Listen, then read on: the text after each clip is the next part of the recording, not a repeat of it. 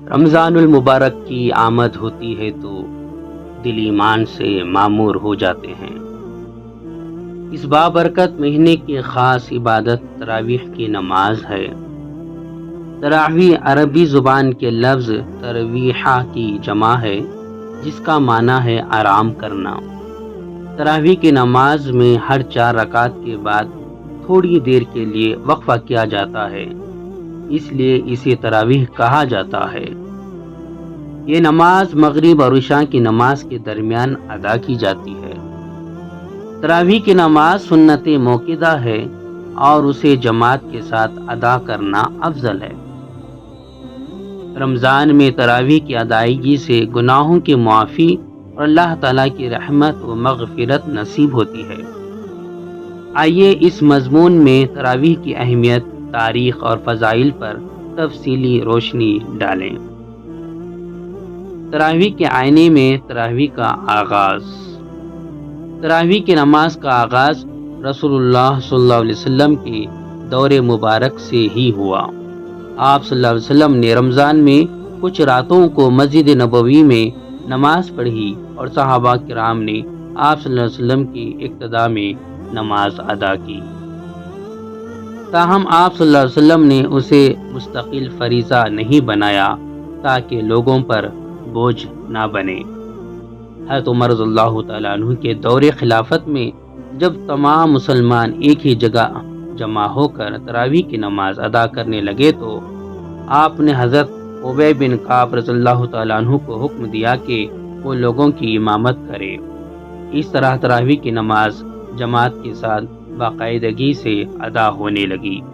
یہ سلسلہ آج تک جاری ہے اور مسلمان ہر سال رمضان المبارک میں شوق اور ذوق و شان سے تراویح کی نماز ادا کرتے ہیں۔ تراویح کی نماز کے لیے بے شمار فضیلتیں ہیں۔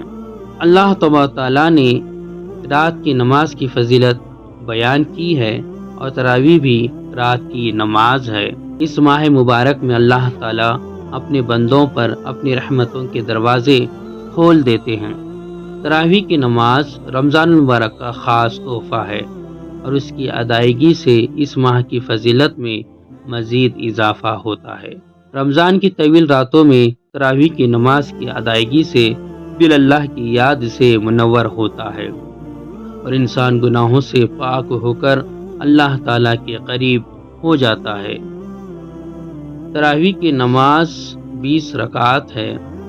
ہر 4 رکعات کے بعد سلام پھیر کر تھوڑی دیر کے لیے وقفہ کرایا جاتا ہے۔ تراویح کی نماز میں قرآن مجید کی تلاوت کی جاتی ہے۔ امام صاحب پوری کوشش کرتے ہیں کہ رمضان المبارک میں کم از کم ایک بار قرآن مجید مکمل کر دیں۔ تراویح کی نماز میں قرآن طویل کرنا مسنون ہے۔ نماز تراویح میں قیام، رکوع اور سجود کو طول دینا بھی سنت ہے۔ تراویح کی نماز کے بارے میں مختلف مکاتب فکر کے اپنے اپنے دلائل ہیں۔ کچھ علماء کرام کے نزدیک تراویح 8 رکعت پڑھنا سنت ہے، جبکہ بعض علماء کرام 20 رکعت پڑھنے کو افضل قرار دیتے ہیں۔ تاہم تمام مکاتب فکر اس بات پر متفق ہیں کہ تراویح سنت موقدہ ہے اور اسے جماعت کے ساتھ ادا کرنا افضل ہے۔ تراویح کی نماز کے لیے بے شمار روحانی اور جسمانی فوائد ہیں۔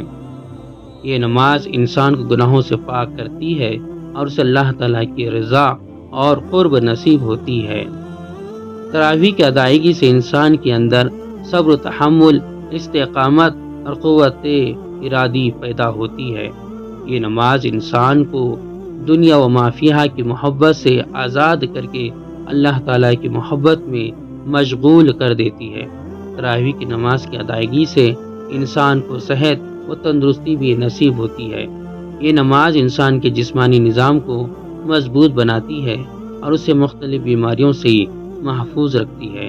رمضان مبارک کی آمد پر ہمیں چاہیے کہ ہم اللہ تعالیٰ کی طرف رجوع کریں اور اس کی عطا کردہ نعمتوں کا شکر ادا کریں۔ تراویح کی نماز رمضان المبارک کا ایک عظیم تحفہ ہے اور ہمیں اس موقع پر بھرپور فائدہ اٹھانا چاہیے۔ آئیے ہم سب مل کر رمضان المبارک میں تراویح کی نماز باقاعدگی سے ادا کریں اور اللہ تعالیٰ کی رحمت و مغفرت کے حقدار بنیں۔ آپ لوگوں کو یہ ویڈیو پسند آئی ہو تو ضرور لائک کریں اور شیئر کریں اور میرے چینل کو سبسکرائب کریں۔ السلام علیکم۔